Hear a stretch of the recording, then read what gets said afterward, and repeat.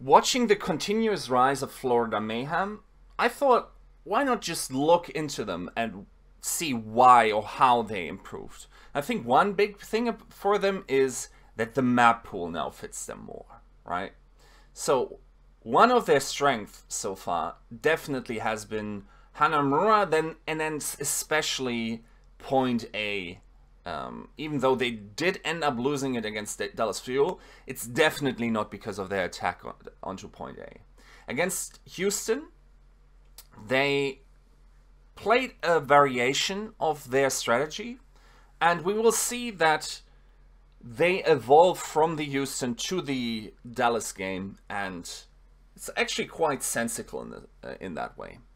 So let's first establish what's happening. So they're playing a Genji Tracer dive with the Zen and the Lucio against Houston.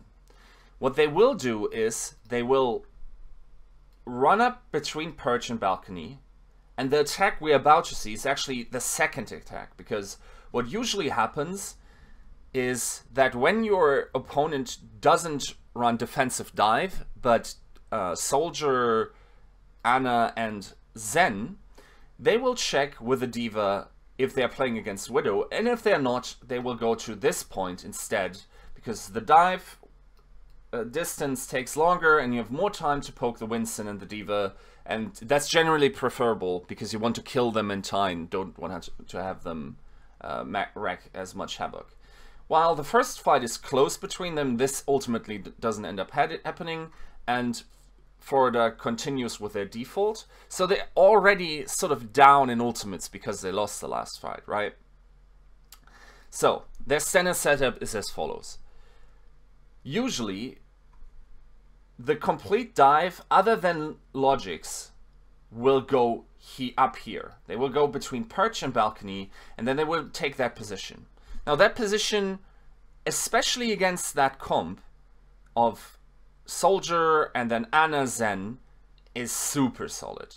You have two Megas here, you have a lot of the other Megas down here. You have great lines of sight, like the Soldier can't pressure anything from here, you're not showing in anything. The only surface is really here, and then a tiny little bit here depending on where he stands, but mostly it will be here, right? So why is that good? Well, you're playing Winston D.Va, right? So this is basically the distance of a defense matrix, or a Winston bubble, in fact, right? You're also playing a highly immobile comp. So in order to dive them back, that takes some serious effort, right? And you're pressing yourself through this choke, and that's generally not preferable, right? So what will otherwise happen is, as I said, there are usually 5 players, even though we will see one instance where that's not the case, is that Logics will either set up here, or sometimes he will be around here, and what he does is he will engage the backline once this has been set up. So he will go here and just harass them, right? Just a little bit. Maybe try to get a pick on the Zen or whatever, while this, what the tank line does here, is super smart. Right, what they're doing is they are playing the ultimate economy, and it's putting this composition in a double bind, right? So let's actually see this in action. Like, the rest of the concepts are easily explainable by viewing them. So this first fight, we look at the clock. They lost one fight. This is almost over, and Logix tries to stay alive and tries to get into this position in the pagoda here, right? In a second, we will see this won't work quite as well. So he has to retreat. Clockwork is on him. So he has to go with him. I don't think that's the standard setup for them, though, as we will see also against Dallas Fuel. So now he has to go with them because he knows, okay, he doesn't have presence here. So he stays with them. And yeah, like there's the only breaking point this composition has here in order to get here is either if you defend closer, which you probably don't want to do with this, right? You don't want to too aggressively poke into this, and not many teams are actually doing that either. So this is very safe to assume. But the breaking point really is to get the Zen into here, right? That's the real problem. If we go back, actually, just look at I mean, in this instance, it's actually logics taking away the attention of them, and Zen is super safe. We will see in the second attack that's definitely not the case. So now they're here, right? And they poke up there, whatever. Like, you see the possibilities for the soldiers are very limited. What is he actually going to achieve here? Why is he poking? Well, he needs to. If he gets dove and the tanks are full health, and especially if the armor is still on, that's a huge issue, right? So he needs to continue poking, and he also wants his tech visor, which we will see in a second is fairly useless in that situation. It's a complete counter to this standard defense. So this keeps happening. They're poking a bunch. The DPS are on the sidelines trying to maybe get some picks off, and then eventually they will commit and try to get someone, and this turns scrappy. But here is also the power of that comp, right? Because this has huge fallback potential. This is a slow comp, right? Like, there's no Lucio supporting you here. You have a dive core, sort of, but you don't have a Genji where you can follow up on, right? And the angles on this map are such that Linksa needs to move into this position to at all have, you know, an angle here. But they know this. This is safe, right? And, like, this tech visor isn't doing anything because Manhattan can just matrix through it and then safely retreat, right? At the same time, this is basically feeding, right? They try to get Manhattan here, they can't.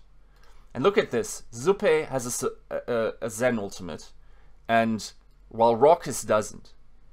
And eventually this will just end up breaking this fight, right? Because Swoosh and Manhattan have received so much chip damage, which they need to. Like, they can't afford to have these tanks at full health in their backline. So he needs to keep poking, Linkser, and they can just keep feeding. Look at this. They're constantly, like, okay, now they're loading up the Lucio, and, I mean, then they just dive deep, and also Tivik has an ultimate at this point, and they clean up fairly easily, right? So, in terms of what you can develop out of this is, okay, in this instance, Tivik had to use his ultimate, right? Now you only have a Diva Bomb and a Winston ultimate, but you still have the beat, right? Generally, this develops into something right here, right? So it's definitely not a comp that is fire and forget, and then you have to switch complete compositions. This transitions fairly smoothly, and definitely a lot less smoothly than other default attacks do for other Overwatch League teams. So, obviously, they will cap this. There's no coming back from here. And, yeah, this is basically the fight. So, Florida ends up taking a second point, then Houston does as well. And then Florida has to attack again. So, let's look at the second attack. And I hope I sort of prepared this. Player isn't live updating, which is a little sad, but yeah. Okay, so let's go a little up front, because there's one crucial element that we've yet to describe, which is that which will later on against Elf's Fuel trigger the evolution of this comp, right? So once again, as I outlined before, the problem is getting the Zen here, right? He's like the golden egg that you want to protect in order to get into the back behind the house, right? So watch Zupe's HP here. He's open to Linksa, he's open to right clicks. Swoosh has to turn a bubble. Look at this, like Clockwork is on some Batman shit here, right? Like, this bubble barely keeps him alive. And this is really the breaking point of this comp, because all of these other characters have high mobility and could theoretically come back here, right? Without dying, they could go through this little window here and just get back while these guys stall, right? But if Zen dies, he can't walk through this, right? And standing here is also, he's super open to Linksa. So beating this comp, theoretically, the first instance is to just kill the Zen, right? And they try their hardest, and Swoosh actually commits his bubble in order to keep Zupe alive, and they will not end up getting him, right? So now Nightmare Mode once again engaged for Houston. What we will actually see is, and as I described before, this comp has a load of redundancy built into it, unless you get the Zen. Because this defensive position is so solid that this comp has a very hard time attacking into this, even if they get a first pick, right? And we're about to see exactly that happen. So, then once again, getting the poke damage in. Swoosh is just farming for his supports. And one thing that just happened is, because Logix keeps poking through the backline and has been harassing Raucous a bunch in order to maybe get a pick, which then would also definitely just win the fight outright, is that he falls to Linkster. Now this is a 5v6 situation. And Houston, the scholars of Winston's lab they are, know that 78% of the time, if you get a first kill in Overwatch, in pro play, you will win the following fight. So what they will try to do here is engage into that position. Now that defensive position is so strong and the structure is so unfortunate for the attack with that combination that it's still super hard to do. So they engage into here, right? And look at this. Okay, so Moomer, look at where Moomer is. Kumat is on him too. But look at the angles. Linkster can't DPS here. Like these 4 people are safe. Like, look at this. 1, 2, 3, 4. Tivik is on top here, keeps poking in, right? Like, these 3 people can't do anything. These can't heal. They're, I mean, okay, Orb is happening, yes, but only for a limited amount of time. And they need to be here in order to do anything to this fight. And they just keep slightly falling back. Zupe even has the option to go to the Mega, right? So this keeps happening. He actually drops down to the other Mega. There's an other Mega, other Mega, right? So, and here's the Hand of Zeus, basically. Like, he's blasting lightning right now. And look at this. Like, Mayhem basically set up a little base here, right? This is a campfire. Like, you even have furniture here. You have paintings hung up, right? So they think they have a claim on this. Nah, my dude. Like, here's Tivik, here's Swoosh, and he's about to power bomb that backline. Look at this. We'll try to stop it exactly like the boom. Look at this. Damage, damage, damage, right? And now, what we thought of before as a pillow fort, which is this area, right? Like super cozy, actually is a disguised meat grinder. Because what is about to happen is, Raucous will drop low enough that Tivik can just slice and dice and slice and dice, right? And he actually ends up getting, I believe, Zen, then Clockwork, then Benny, right? So let's look at this. They're super weak. Tivik is weak too. He got Raucous though. Gets over the... And this gets grippier, but look at this. Like, he can just slice. It's just bam, bam. Yes, they will narrowly win this. And here's the added redundancy. Because all of these are high mobility characters. Even if you concede a first kill, and keep in mind, this is still... for the most part, this was a 5v6. Logix only recently came in and once again harassed Linkster. Like, it's not by no means a given that he loses that duel continuously. But even if he does, that 5v6 keeps... It's like somehow turning into their favor because this defensive position is super solid. This is Florida's backyard, basically, right? So, this keeps continuing on. And they will clean up and will channel this point based on this, right? Now... there's 2 key elements to this composition, which we will see in a bit, will be the evolution of that against Dallas. Which is, the tanks are super safe in the sense that can just be poked. This comp has to poke in order to survive, right? And the support ultimates build up quicker, and the only breaking point, as I keep repeating, is killing Zupe as he runs up under balcony and behind the building, right? So I'll stop the video here and then cut to the Dallas series. So now we're in the Dallas series, and we will see that if we keep rolling this, some things have changed, right? So not only are they not playing against the soldier variant of that defensive strategy, yes, they're still up against Zen and Anna, but Rascal will be playing dive, or they will be playing dive here, and Rascal will be playing Genji, right? So this is a bit different, right? Because this is definitely much more forward than the variation Houston ran against them. And we will see this in a bit, that, I mean, realistically, Florida could have expected maybe AKM to play here, and then it would have gone pretty much the same way, right? But their comp is adaptive. And they could have even seen maybe Rascal play the soldier here, because he doesn't have a bad soldier. And that's also the strength of this comp, that it seems fairly adaptable to in terms of what you play against, right? So the difference we will see here is that immediately Dallas plays much more forward than Houston did, or can do, right? I even think that a defensive soldier like this should probably be played more aggressively in terms of where the team sets up. This is almost like this lineup here, this line you almost probably see more in your solo queue games than you would ever see in pro games, right?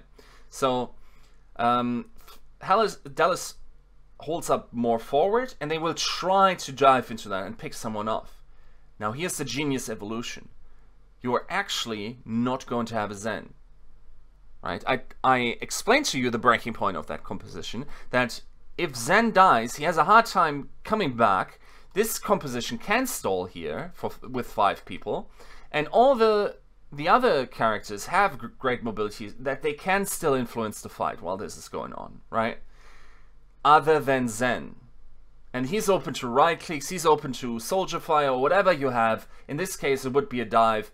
And to an extent, I think, because Dallas sort of scouts lazy here, they are maybe a little bit surprised by the Moira even. Because what we will see here is that they will try to counter dive into this to keep them from walking up here. So this is developing. They're going for a quick little scout, Florida that is, and they're going in, speed boosting that in a second, and Dallas will try to dive onto this. Look at this. But who do they dive here? Right? Like, Moira just super... Like, this is the position you want Moira to be in. This is her habitat. She's really, really out healing hard. Now, at this point, Florida is very adaptive. Because, keep in mind, we usually do the loop-de-loop, right? They don't have to. Like, they exuded enough pressure onto Dallas, and also they're not playing against the soldier, that they can go just immediately on the point, and Dallas needs a while in order to heal up, right? Let's look at the dive bust during that dive, right? They even get Taimu, right? Like, they need time to recuperate. Now this is a Hail Mary play from the start now that Dallas has to mount in order to have a defense, right? Like, this is 5v6 now. And as the Winston Slap scholar knows, that's 78% of the time a loss, right? So they just stay tight here. They don't really need to abuse that anymore. But if they would have to, like, just look at this angle. This is beautiful for Coalescence and Moira in general. She could manipulate that angle so many ways, keep her teammates alive or whatever. And if you have, especially like backline heroes, they need to hold that line of sight too, right? So, like, I think Moira is the safer option, even though obviously some of the dive power goes away with this. But yeah, because they get Taimu, this is a trivial task now. Now, what I would have liked to have seen is a second go-around of Florida. So we see how that maybe turns out if Dallas doesn't get pressured as much.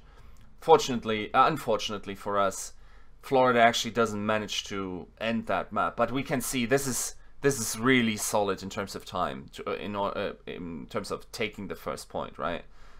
It's not the quickest time, but this reliably gives you the position you want. It's highly transitional, it has great redundancy, or rather fallback potential, and like you're not sacrificing as much as other comps do, because you have amazing mobility, and the heroes can join the fight quicker, cutting down the time between fights. And you can even win, as we have seen against Houston. You can even win 5v6 if they try to dive into you with that other comp. So, I mean, as a standard setup, that's as beautiful as it gets, I think, for Florida. And that has been one of the major points why we've seen Florida gain in strength recently. Hope you enjoyed that. Thanks for watching.